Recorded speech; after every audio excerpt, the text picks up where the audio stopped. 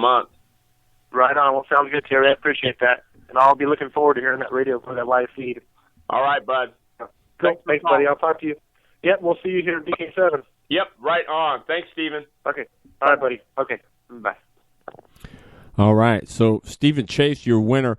He won both days, and I don't know if anybody gets this, but I gotta say that he beat to go back to back at the Holiday Classic. That's a feat. I mean, that's a feat in itself. Man, oh man. I mean, that's pretty awesome. So, how it went down on day one, Smoking Stephen Chase won it. Renee Angel was second. Ryan Diotti was third. Brad Berg was fourth. Good to see Brad Berg. He's newly engaged, so I want to give a shout-out to Brad Berg. Congratulations on that, buddy. Chad Brassfield was fifth. Christy Heron-Mayo was sixth. Seventh was Chris Mello. Eight was the Snowman, Wes Snow. He was driving for Joe Pimentel there. Had a good run there. Eighth, not bad for his first time there. Strange cart. I'd say that's pretty impressive. Jason Mayo was ninth. Mike Cochran was 10th. Cam Tyson was 11th. Paul Chambers, Pete Gresh Jr., and Aaron Schaefer were 12th, 13th, and 14th, but they all did not start, so they must have had some issues. So that was day one. Day two, Smoking Stephen Chase again. Only second place, making the podium, was Brad Berg. So he picked it up. Ryan Diotti, another third. Now, here's a note, so you know. When Diotti lost the BK6 back in last January, he hadn't lost a race since then until rolling in here to the Classic. He was basically undefeated since his run at BK7 when he led the majority of that until a radiator hose took him out. But so he's going to be coming loaded for bear for that deal coming up at the end of the month. And I'm going to tell you, I've seen a lot of go-kart races, and I'm going to tell you that this is probably one of the coolest races I think I've ever been to or been a part of. I mean, it's just the competition. You get there, you can cut it with a knife. It's just awesome. And so I encourage everybody. I don't care if you're not a speedway guy or not. If you want to see one of the best go-kart races there is, and some of the best competition, some of the most antiseptic and awesome machinery you've ever seen, you need to be here on January 31st. I'm not kidding you. It is phenomenal, the stuff that these guys bring out here and run. It is. I mean, you can eat off of it. It's just. I just got to tell you, you just got to be there. It's that awesome. I'm not kidding. It is that awesome. So day two, Smoking Stephen Chase, your winner. Brad Berg was second. Ryan Diotti third. Christy Mayo moves up two. Looks like she moves up 2 spots from where she finished on day one, and she finishes fourth. Now here's the big news. All right, here's the big news. We know that the Wizard is coming back, Jason Gibb. He announced that on a show earlier in December. So the Gibber is going to be in the house, and he's got Buller behind him. So he's going to be loaded for bear. And don't count the old man out. He's won 5 or 6 of those Tulsa Drillers, which are some of the toughest things you can win. That's back when there was probably 50, 75, or 100 opens there. But Christy Mayo is coming to the BK7, the second female phenom next to Renee Angel, which I think is fantastic. And here's the exciting part.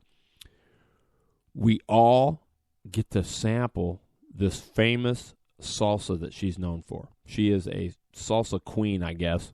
So I'm excited to meet Christy. I've never met her. She seems like a wonderful gal, and I guess her salsa is just off the charts. So looking forward to that. She finished fourth. Renee Angel was fifth. She said they made some bad decisions tire-wise and whatnot. So she was 5th. Cam Tyson, boy, he picked it up. He was 11th on day 1. He moves up to 6th on day 2. Aaron Schaefer got things together. He was 14th. He finished 7th. And Emilio Torres, looks like from the Torres Racing Camp, was 8th. So good run by them. I can't wait to meet Joe Torres as well, man. Sounds like a lot of these guys I've met on Facebook, but I haven't met them in person. I'm just really looking forward to it. Same with the Snowman. Man, this sounds like a great guy, and I just can't wait to meet him. Paul Chambers was 9th. Wes Snow had problems on the Joe Pimentel machine, so he was 10th. He didn't start, and Jason Mayo didn't start either. Neither did Paul Chambers. So, but I don't want to just leave everybody out because I got to go through here. KT Light, Nathan High won it. Nick Ellenberger was 2nd. Zach Sawyers was 3rd. Mike Welker was 4th, and Renee Angel was 5th. In the open division, it was Christy Mayo winning a Crystal. Tim Mendez was 2nd. Eddie Pearson, 3rd. Paul Chambers was 4th. Amelia Torres, 5th. Two-cycle super stock. Renee Angel wins it. Eddie Pearson was 2nd. Pete Gresh Sr. was 3rd. Paul Chambers, 4th. And I think it was Tyler Wilson was 5th. Junior 1 Clone Light goes to Tyler High. I saw a neat picture on Facebook with Tyler and his dad. Really cool picture there. Chloe High and Carson Liebig was 3rd. Adult Clone Light went to Brian Liebig. So great job. He's the track prep man too there for the Classic. Paul French Jr. was 2nd. Dickie Dudd. Nope, I'm not joking. Dickie Dudd was 3rd. And he must have run like a house of fire. Alan Roca was 4th. Chris Hatch was 5th. Straight Rail Heavy. Casey Buckman was the man as he took home P1. Brody Rohr was 2nd. Nathan High was 3rd. Paul Martin 4th. And Tyler Wilson 5th.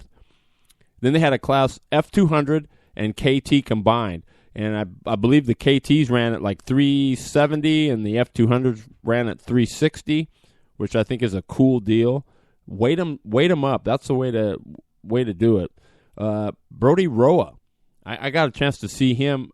He was at the 2012 4-cycle Grand Nationals, and he could wheel it. So he won it. And, boy, this guy comes from some famous blood. Kurt Burris was in the house, and he ran 2nd to Roa. Paul Martin was 3rd. Zach Burris 4th, and Jim Losey was 5th. Jim Losey is a name you hear quite a bit as well. Been around a long time. Adult Clone Heavy went to Chris Hatch, the man. He's from Dallas, Oregon. Used to be my neighbor when I lived down there in Dallas. Alan Roca was 2nd. Paul French Jr. was 3rd. Dickie Dudd was 4th. And Chris, is it Parmley? Was in the 5th spot. KT Heavy went to Cody Welker. 2nd was Zach Sawyers. Casey Buckman was 3rd. Nathan High 4th. Kyle Zimmerman was 5th. Junior 1 Clone Heavy went to Caden Spring. 2nd was Tyler High. 3rd was Chloe High. 4th was Kason Liebig. And Outlaw Box Stock Jr. was Caden Williams. Reed Whitney was 2nd. Rory Williams was 3rd. Jonathan Bennett 4th. And Haley Agrar was 5th. The Outlaw 500cc Cagers, Josh Shipley was your winner. Chris Fiore was 2nd. Renee Angel was 3rd. And those were the, I don't want to say the undercard, but those were the other classes there, along with the UAS. And, we got a chance, I got a chance to talk to Chris Hatch. And, he ran really good down there for his first time ever seeing the track. And he had this to say.